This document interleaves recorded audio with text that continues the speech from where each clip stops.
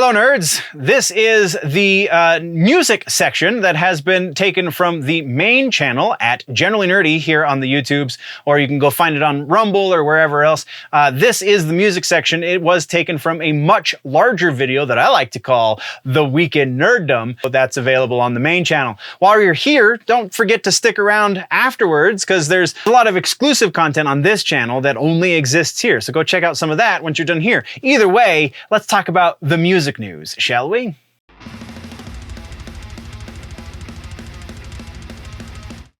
So, starting off the episode like we always do, we have music. We've got new music from Typo Negative. Creator and Lamb of God have put out a song together. We also have updates on the next Killswitch Engage record and a bunch more, so let's jump into all of that. Starting with new music and videos. We don't have any corrections or follow-ups or anything like that, but we do have new music. First thing right out the gate, Typo Negative has put out a new song. Well, not exactly a new song. They've put out a live version of a song off of their final record, Dead Again. The name of the song is Love You to Death. It is from the 2007 Wacken Open Air Festival performance that they did, and it's honestly freaking awesome. If you like Typo Negative, if you're into the gothy kind of industrial rock stuff, then you definitely should like Typo Negative. And if you do already, then go check this out. If you don't like Typo Negative, then this might be the thing that changes your mind. Yeah, dudes are just on top of their game. Peter Steele was taken far too early. Go check out this Love You to Death live performance. It's honestly worth... I can't wait to watch the whole Wacken Open Air Festival performance. It's just great. It's just great.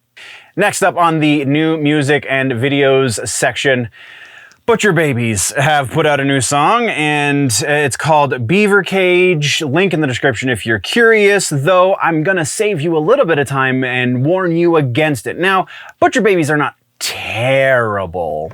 I've definitely heard worse in the heavy metal music category, but oof, not a whole lot. Every now and then I will try them again. Just, you know, they'll put out a new single and go, maybe they are getting better. And to their credit, they are legitimately getting a little better, but it's still just not for me. I'm not a fan of Butcher Babies for a lot of the same reasons why I'm not a fan of a lot of black metal and ICP and things of that nature, because it's just trying to be shocking for shock value, and there's no like artistic merit to the shock, to me at least.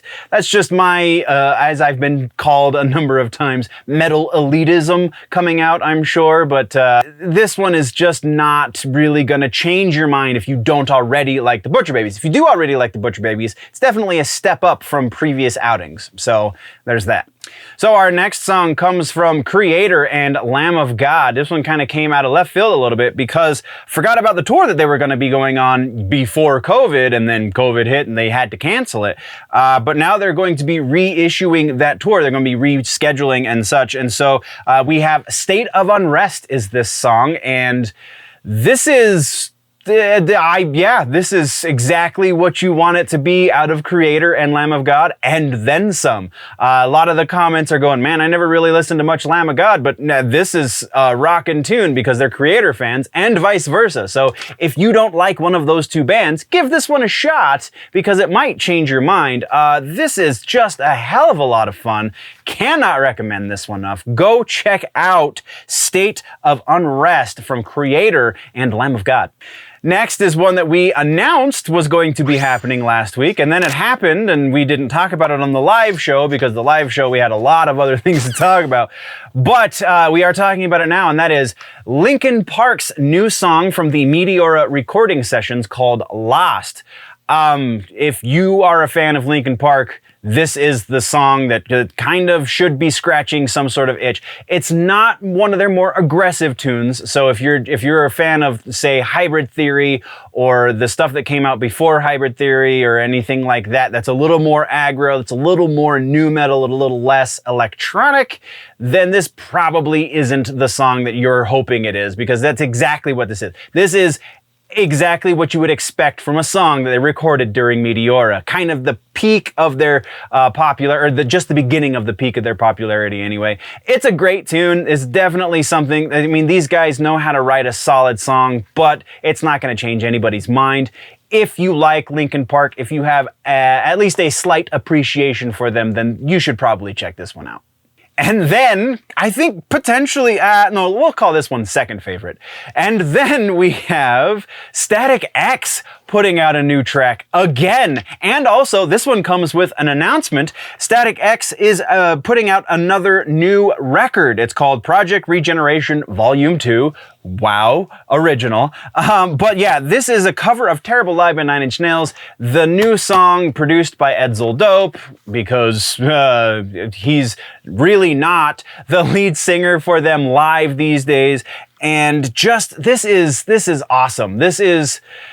It's not quite as good as I wanted it to be, considering all of the people involved, the Static X covering Nine Inch Nails. I really had a little bit of a higher expectation, but this didn't miss the mark by much. So absolutely still a solid recommend if you are into the Static X. If you just want to hear a really rockin' cover of a Nine Inch Nails tune, man, this is where it's at. And the new Project Regeneration is coming out. Oh, that's right. There is no release date for it just yet, but as that happens, we will talk about it here on the channel. Next in live music, aka tours and festivals, we have one tour that's been announced over the last week that's worth talking about, and that is Emperor. First time Emperor has been in the US touring for 15 years. That's right, 15 years since Ihsahn was here touring. It's a very, very short tour. It's only 5 dates long. Starts June 23rd in Chicago, Illinois.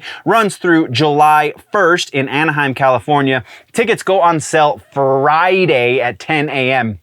There is a link down in the description if you are interested so that you can get your tickets from there. That is the only piece of live music that we're talking about. So let's move into regular ass news. We got a couple of pieces for regular ass news, and that is first, Killswitch Engage. Jesse Leach said recently in an interview that the next record, even though we already got a record from them not too long ago, as I run into the set pieces, the next record is already almost done with the demos, from what I've been able to discern from the process that Killswitch Engage does, because there's a million and one different ways to write a record, but Killswitch does what a lot of metal bands do, or at least a lot of metal bands used to do when I was younger, because I'm old, is they write the record and they write a bunch of tunes, right? Throw out the ones that don't work, throw out the ones that they just can't get to fit. They focus on a number of songs that work well together as an album. And then from there, they do the really rough recording themselves in like a garage or a basement or a living room, as evidenced by the Set This World Ablaze documentary behind the scenes with them.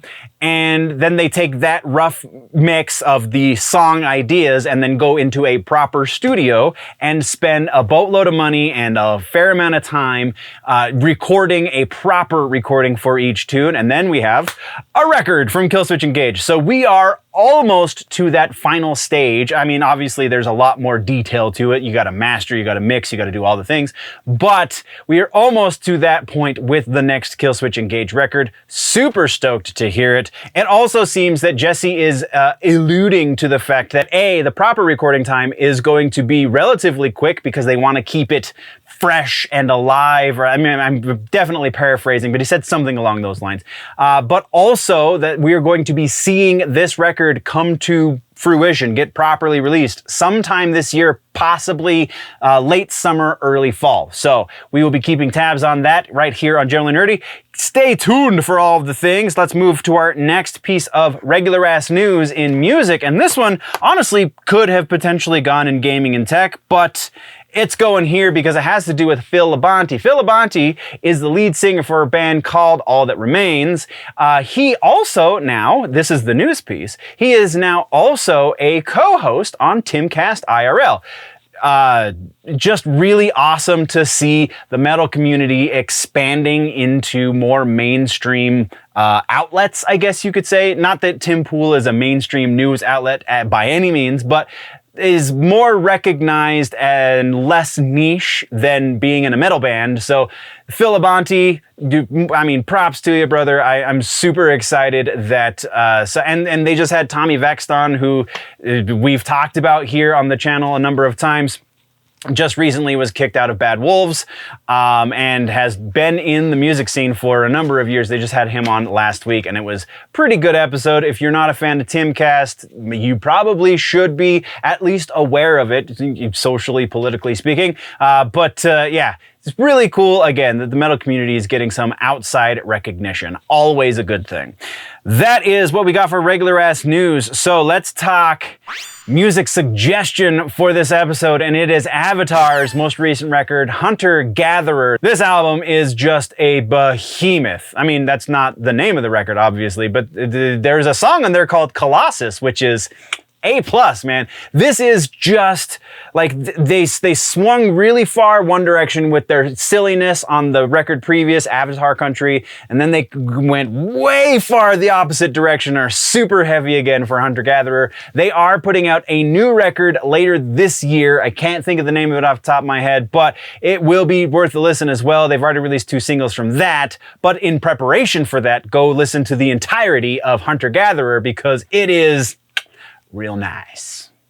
Once again, nerds, that was a short section that comes from a longer video on the main channel, Generally Nerdy, YouTube or Rumble. Take your pick. I'm on both. You can go find it there. You can go find all of the other news there as well, including the live episode. We do a live episode roughly once a week, every Friday evening. You can join the conversation live, or you can just leave comments here on this one or any of the other ones you find on the Clips channel. Thank you very much, nerds. We've got other news to discuss in other videos, but while we're getting out of here, don't forget that if it's generally nerdy, it's probably here.